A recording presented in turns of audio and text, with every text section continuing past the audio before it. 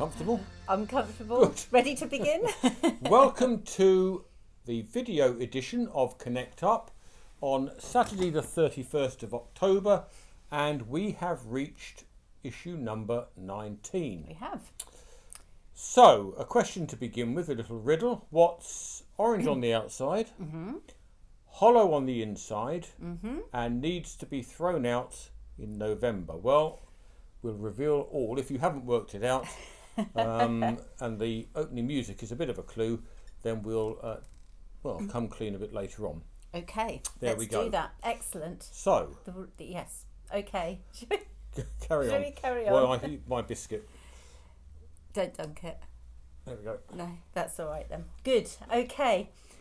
Tomorrow then, let's think. Where are we? 31st, isn't it? So tomorrow, the 1st, is All Saints' Day, and we're going to be celebrating that in our churches. From its earliest day, the church has recognised as its foundation stones those heroes of the faith whose lives have inspired others.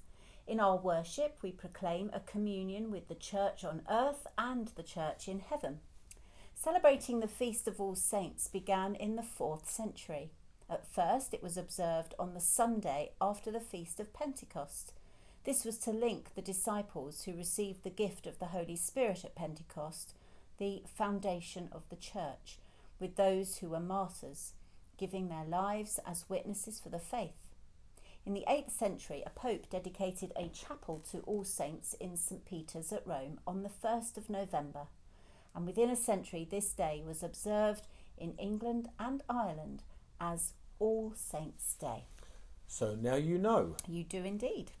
On to worship, and we begin with the point of the parable.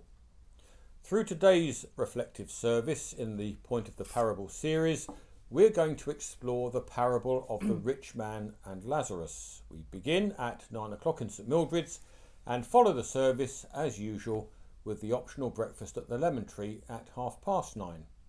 Now then, next Saturday's Point of the Parable will be the very last one, making way as it will for a new series of Saturday morning reflective services entitled O Come, Emmanuel, and as the name implies, this is our run up to Advent and Christmas.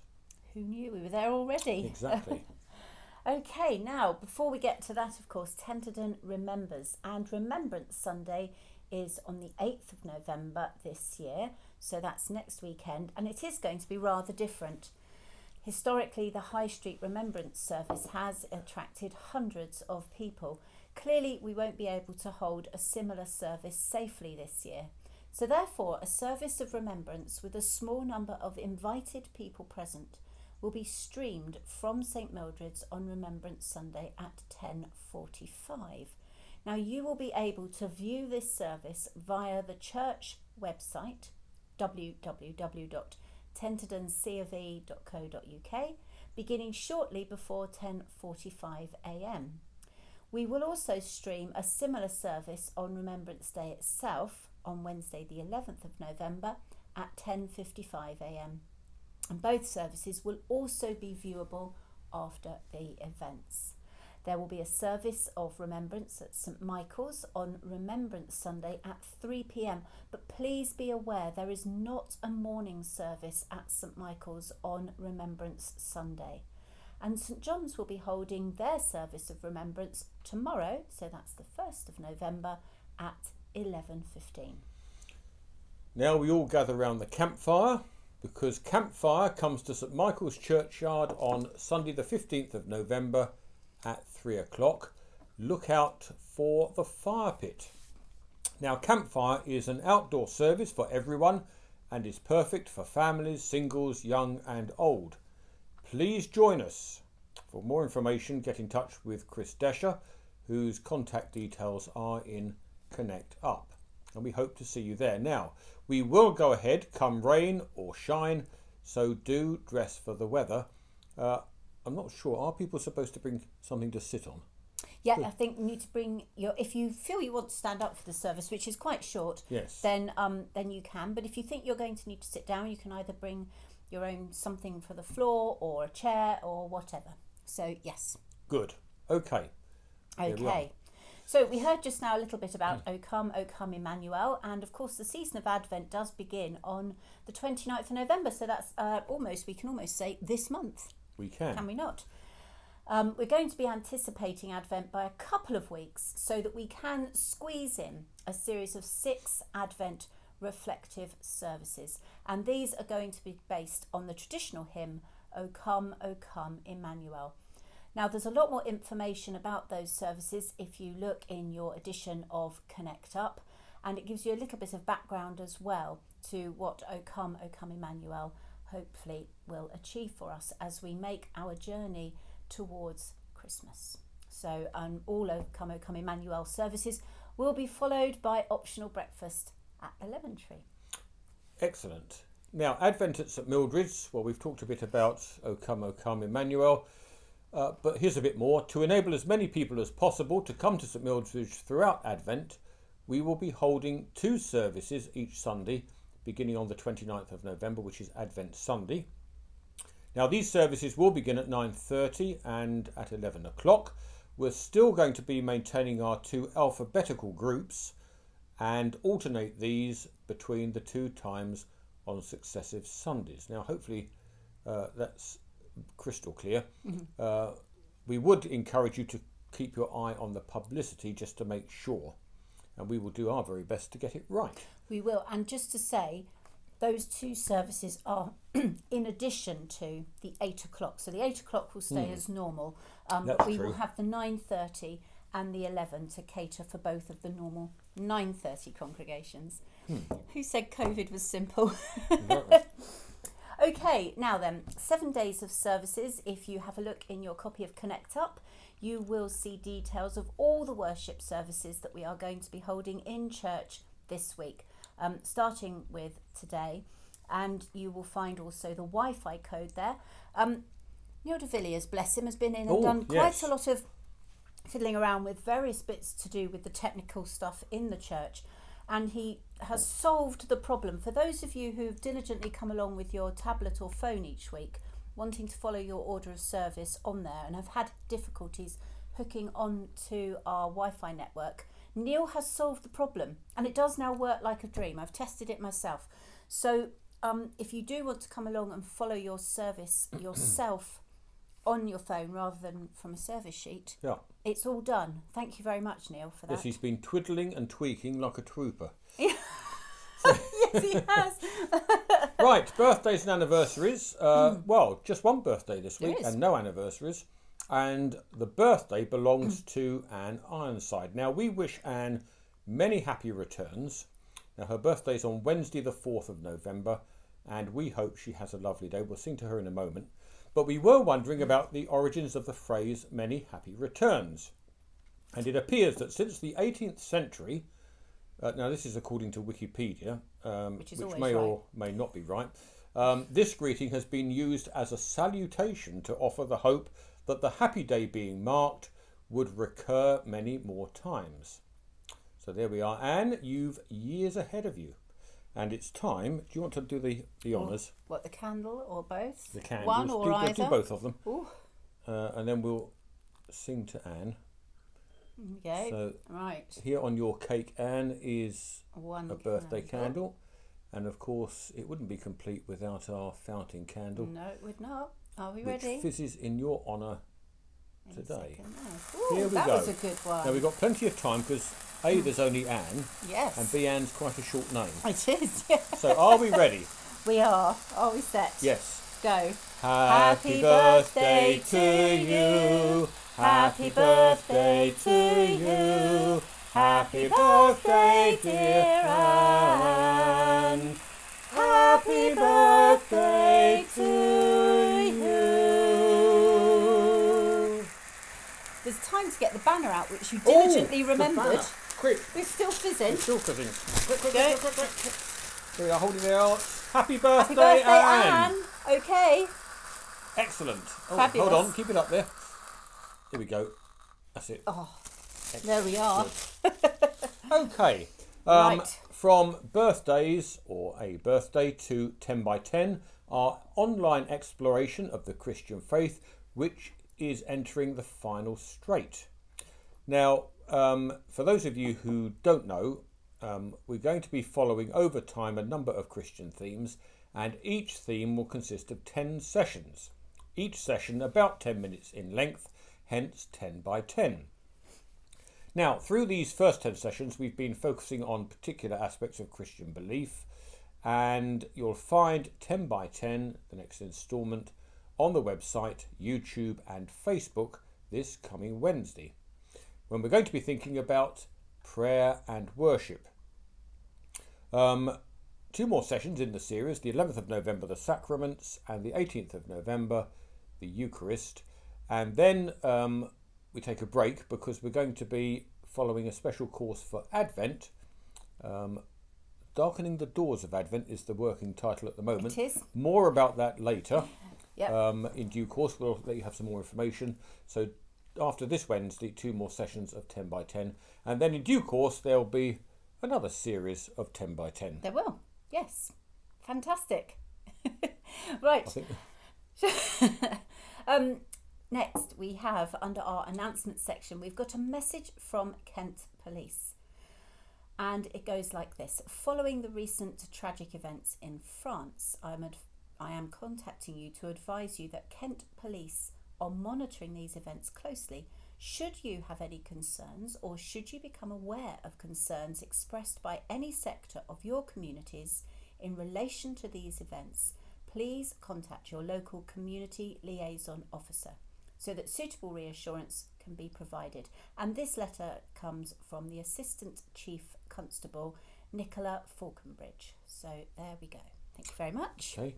Christmas cheer. Through this year's Christmas cheer appeal, we will once again try and brighten the lives of people who are finding life tough. Now you'll know, though, hopefully you'll know, that we repeat this appeal every year, and as usual we'll be collecting money to turn into Tesco gift vouchers, and these will be given to local families who are in acute difficulty, thus enabling them to buy food for Christmas. And we work in conjunction with the school larder and the food bank, and also the Christmas Big Rack, Yep. which is run by Caroline Baker and helpers. Now, in the past, the Christmas Cheer Appeal has assisted people through the festive period, and we have received some very poignant letters in response, enough to make you weep, really. Yeah. If you would like to help us raise money this year, then please pop your donation into an envelope marked Christmas Cheer and hand the envelope to one of our ministers at the end of a church service. Donations can be large, small, or anywhere in between, and in fact every donation, no matter how small, will help make a real difference. So please give if you can, and I think we're hoping to hand out envelopes suitably marked in the next few weeks. Yes, they are being prepared. Now, more envelopes, Cards for Good Causes. Now, Chris Cloak has emailed to let us know that Cards for Good Causes opens today in the Tenterden Museum, and it will remain open until Tuesday the 15th of December, every day from 10 o'clock in the morning to 4 o'clock in the afternoon, from Tuesday to Saturday. So that's not quite every day. Every day from... It's closed on Mondays and Sundays. Or Sundays and Mondays, to get it in the right order. Okay. Carry on. I don't know if I can now. Cards for Good Causes is the UK's largest multi-charity Christmas card organisation, and the aims of it are simple: to offer the widest choice of charity cards and keep raising as much money as possible for each year for charities. Cards for Good Causes sells cards on behalf of over 250 national and local charities, and the shop is staffed by volunteers from the participating charities. Cards for Good Causes also sells a range of other Christmas goods like advent calendars, Christmas wrapping paper and gift tags, and the profit from these goods helps meet some of the costs of running the temporary charity Christmas card shops. So do pop along because, as you all know, charities large and small have really struggled this year during lockdown, so could be one good way to help redress some of that balance. Yeah. Sandra Boughton got in touch to tell us about a book called A Journey Through Grief. She writes, "Out of the blue this morning I received A Journey Through Grief by," and the author's name is Faith Hanson. I have just dipped into it, and I think it will be really of help to people who are grieving. Could not have come at a better time for me, because the first anniversary of John's passing has been difficult.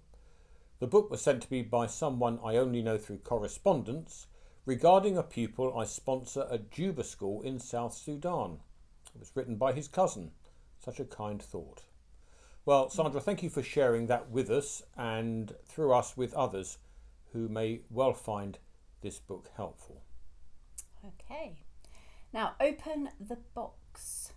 Well done, writes Heather Maple, and thank you to all St Mildred's Children's Society box holders who have raised the magnificent sum of £397.57 this year, which is a phenomenal increase of £60 on last year. Heather says this is a great result as more and more vulnerable children and their families are needing help. Now, if you are someone who would like one of these boxes or would just like to give a one-off donation, please do get in touch with Heather Maple, and her contact details are in today's edition of Connect Up. So thank you very much to Heather for all that she does with that as well. Tenterden at War sounds like a title of a PCC meeting, but it isn't.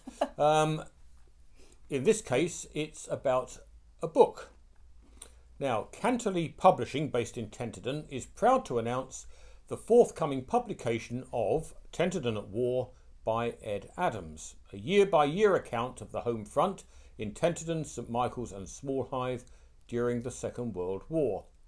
A tale of intrigue, devastation, loss, resolve, bravery and humour.